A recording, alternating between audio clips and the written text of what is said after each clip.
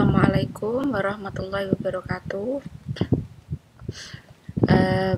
Selamat siang Ibu Profesor Dr. Novianti Jafri selaku dosen mata kuliah Manajemen Mutu Terpadu. Selamat siang kepada teman-teman program pertukaran mahasiswa Merdeka. Perkenalkan, nama saya Nurdia Septaning Tias. Saya berasal dari Universitas Islam Nahdlatul Ulama Jepara, yang kali ini akan membahas materi tentang siklus pemecahan masalah pada mata kuliah Manajemen Mutu Terpadu. Baiklah, kita akan membahas terlebih dahulu apa yang dinamakan dengan pemecahan masalah.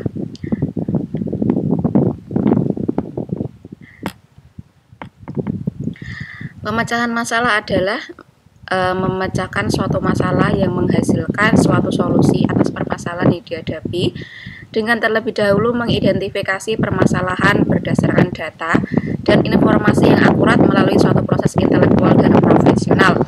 Ini pengertian menurut Dr. Yasir Yazid. Jadi, pemecahan masalah itu harus berdasarkan data. Kenapa seperti itu? Jadi, solusi akan terpecahkan sesuai dengan data, jadi tidak berupa hanya asumsi belaka seperti itu ya. Untuk resiko kalau masalah tidak segera diselesaikan, mengapa? Pertama, akan semakin parah. Kedua, masa depan akan hancur. Kenapa semakin parah? Karena jika kita menunda untuk memecahkan suatu masalah, pertama masalah tidak akan terselesaikan. Pasti akan semakin menambah masalah terus menerus. Otomatis yang harusnya tadi terselesaikan tidak ada masalah, karena timbulnya masalah tadi semakin memperburuk masalah atau menambah masalah yang baru, pasti masa depan akan hancur. Masa depan siapa? Pertama bisa ini perusahaan atau lembaga pendidikan, seperti itu ya. Cara menyelesaikan masalahnya seperti apa? Ada 4 cara ya mengenai penyelesaian masalah. Pertama yaitu kenali masalahnya.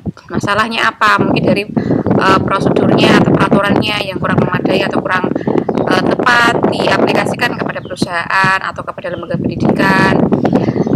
Kedua, menyusun rencana penyelesaian. Setelah kita mengenali masalahnya tersebut, kita susun rencana untuk menyelesaikan masalah tersebut. Misalkan masalah tentang hasil produksi, kenapa kurang diminati, artinya kita harus menyusun rencana apa sih yang harus diperbaiki, mungkin dari produknya atau dari kemasannya yang kurang menarik, seperti itu. Ketiga adalah menjalankan rencana. Setelah kita mengenali masalah, menyusun rencana, kita jalankan. Percuma kalau kita sudah menyusun rencana yang bagus, sudah sempurna, kalau tidak dijalankan kan sama saja sia-sia. Setelah itu dievaluasi. Artinya apa? Setelah kita menjalankan rencana tersebut, kita evaluasi, kita coba pelajari apakah sudah efisien atau belum, apakah sudah tepat atau belum. Misalkan kurang sempurna ya kita sempurnakan, kita susun rencana penyelesaiannya kembali, kita jalankan kembali, kita evaluasi lagi sampai menghasilkan suatu mutu atau kualitas yang sempurna. Pembahasan selanjutnya adalah siklus pemecahan masalah. Siklus pemecahan masalah ini ada 6. Pertama, identifikasi dan inventarisasi penyebabnya. Sama seperti yang pertama ya, itu kita identifikasi dulu apa penyebab terjadi masalah. Kedua, penentuan prioritas masalah. Jadi kita prioritaskan dulu, misalnya ada beberapa masalah yang sedang dialami, kita prioritaskan masalah yang utama terlebih dahulu. Ketiga, identifikasi alternatif pemecahan masalah, kita buat alternatifnya. Jadi kita membuat solusinya itu ada beberapa alternatif mana yang didahulukan. Pembuatan rencana pelaksanaan tadi harus ada rencananya dulu. Jangan langsung kita eksekusi, karena belum tentu kita eksekusi itu akan terlaksana dengan baik. Jadi kita ancang-ancang dulu sebutan yang lainnya itu. Kita rencanakan apa yang harus dilaksanakan untuk memecahkan masalah tadi sesuai data ya, pastinya sesuai data yang akurat, tidak boleh asal-asalan.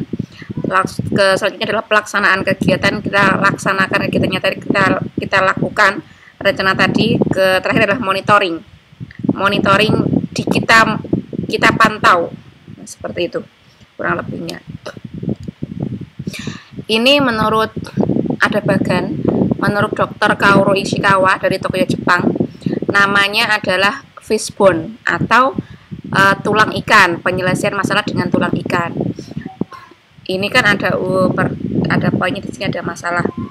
Nah, ini dari beberapa ini tulang, ibaratnya ini tulang ya. Ini ada mesinnya.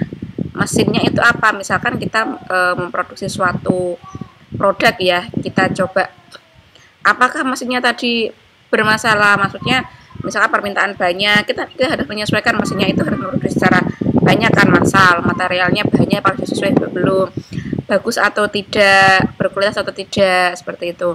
Manusianya, ini manusia pelaksanakan, karyawannya apakah kompeten atau tidak. Kalau kita pelajari itu, kita pasti akan pernah mendengar ini manajemen ini sumber daya manusia. Nah, di sini kan ada yang namanya rekrutmen kan, kalau kita bahas materi lain ya, maksudnya mata kuliah yang lain, itu apakah manusianya ini benar-benar bisa bekerja atau tidak, attitude-nya bagaimana, karena akan menentukan juga kualitas produk tadi. Dia bekerja keras atau tidak, dia mengutamakan perusahaan atau tidak, karena kan ada beberapa tipikal karyawan yang hanya sekedar pulang pergi, absen, tanpa mempedulikan perusahaan, tanpa menyumbangkan pikiran, tenaganya benar-benar untuk perusahaan atau tidak. Lalu metodenya sudah benar atau tidak, caranya seharusnya yang saat ini program, maksudnya ini ya, metodenya itu berarti kan ada tahap-tahapannya, tahap 1, 2, 3, apakah sudah benar atau tidak. Nah, ini pasti akan berpengaruh. Kalau di salah satu ini ada yang bermasalah, pasti akan menimbulkan masalah. Jika di bagian mesin bermasalah, pasti di bagian yang lainnya akan menimbulkan banyak masalah, akan bertumpuk. Masalahnya tadi tidak terselesaikan. Nah, lalu inilah gunanya. Kenapa harus diselesaikan? Resiko kalau tidak diselesaikan adalah semakin parah, masa depan hancur, perusahaan pasti akan hancur, pendidikan dari sekolahnya juga akan hancur. Pendidikan bisa apa? Misalkan di sekolah tertentu itu nama baiknya mungkin bisa bermasalah karena misalkan dari hasil produksi ya, produksi dari lembaga pendidikan itu kan mahasiswanya atau pelajarnya yang berkualitas. Kalau misalkan mayoritas dari pelajarnya itu tidak berkualitas, artinya ada masalah, bisa dari stafnya, gurunya, atau bahkan dari kepala sekolahnya. Lalu faktor-faktor apa sih penyebab timbulnya pengambilan keputusan yang kurang tepat? Faktor-faktornya di sini ada 2. Kurangnya data. Tadi disebutkan adalah penyelesaian masalah itu harus sesuai data. Datanya harus akurat. Tergesa-gesa. Ini juga tidak baik karena sesuatu yang tergesa-gesa atau kita mengambil sikap yang tergesa-gesa, terburu-buru itu akan menghasilkan sesuatu yang kurang baik, kurang efisien, kurang tepat sasaran, kurang tepat guna. Makanya tadi poin yang awal tadi itu kita bahas harus kenali dulu masalahnya. Setelah itu baru kita susun rencana. Terus kita jalankan rencananya. Lalu setelah kita jalankan rencananya, kita evaluasi. Nah, seperti itu.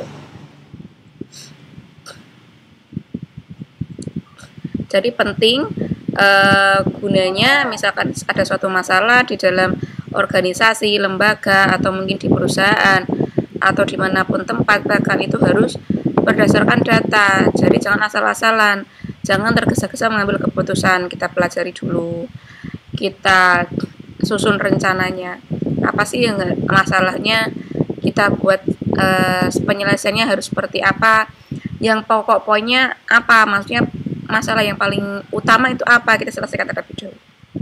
Setelah itu kita jalankan, kita evaluasi, pasti akan menemukan yang namanya titik temu atau jalan keluar dari permasalahan tadi.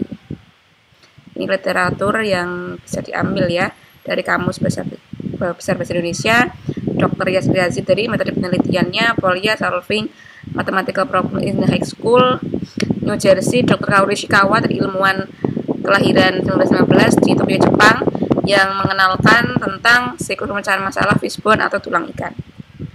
Oke. Oke, sampai sini pembahasan kali ini tentang siklus pemecahan masalah. Saya ucapkan terima kasih atas partisipasinya, atas waktunya untuk mendengarkan presentasi yang saya paparkan. Kurang lebihnya mohon maaf. Wassalamualaikum warahmatullahi wabarakatuh.